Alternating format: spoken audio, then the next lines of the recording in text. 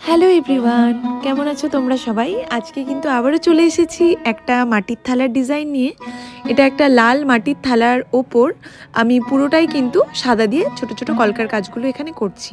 এর আগের একটা ভিডিওতে কিন্তু আমি তোমাদের সাথে শেয়ার করেছিলাম যে আগামী মার্চ মাসের দ্বিতীয় সপ্তাহ থেকে আমার 6 অনলাইন কলকা ব্যাচ শুরু হচ্ছে।